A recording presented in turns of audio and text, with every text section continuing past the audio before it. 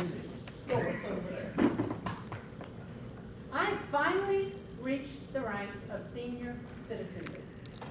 So I finally get all those jokes about prunes and memory loss and all of that. And the one thing I have learned about memory loss is that while I cannot remember the very short-term things, like why you walk into a room, or the things that I can remember, however, with vivid detail are things from way back in my past. Like when I was in elementary school. I used to have this really long blonde hair, and I loved wearing it in a ponytail, plopped right here on top of my head like a unicorn. And my hair would cascade down around my face like a waterfall. And in front of the ponytail, I always wore this enormous white bow that stuck out on either side of my head like those TV antennae. You remember those? And it was like, oh my word.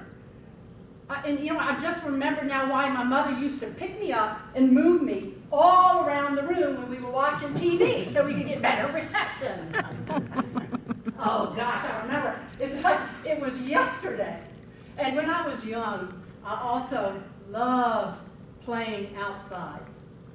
And I remember one gorgeous, it was a gorgeous summer day.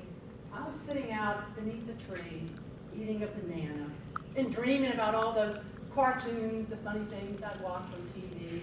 And there was one I'd seen recently where a man was walking down the street and he slipped on a banana peel. So I said, I think I want to try this.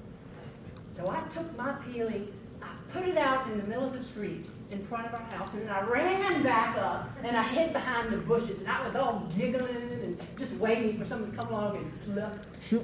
Of course, mind you, nobody ever walked down our street. We were way out in the breeze, but I sat there in great anticipation.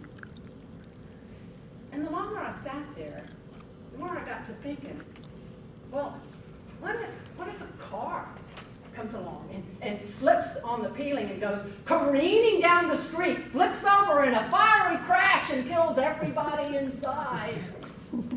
So, in a panic, I ran back out in the street, snatched the peeling away from the flies, took it and buried it behind the bushes so it could never hurt anyone again. And then I remember how proud I felt as I walked back to the house thinking I had averted this near disaster with only flies as witness to my dastardly deeds.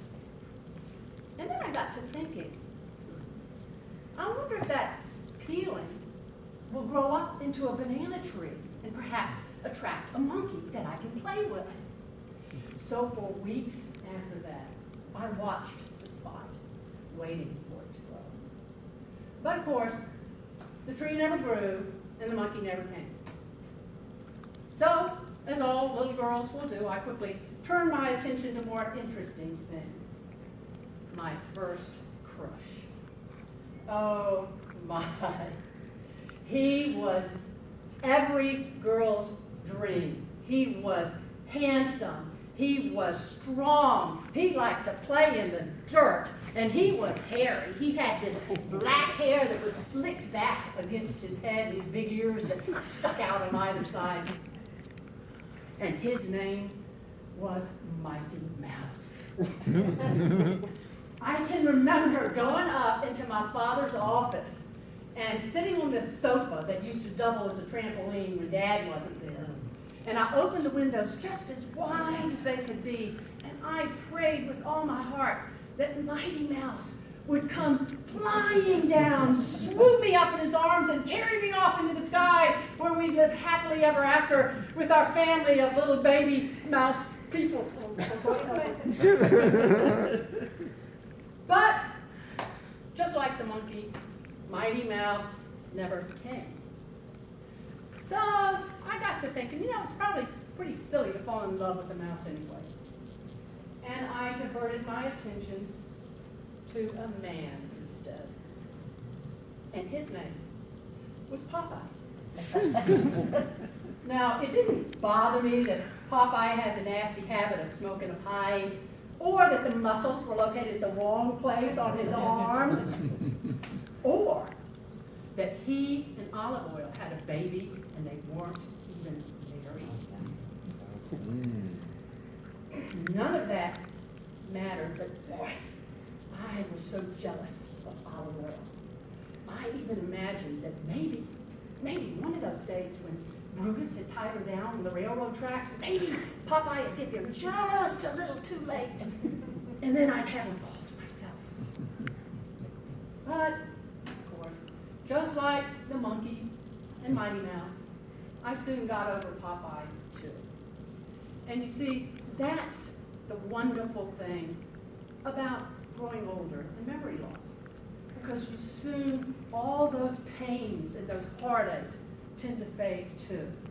So that you can then better appreciate all of those wonderful memories that can only come to us from a life well lived.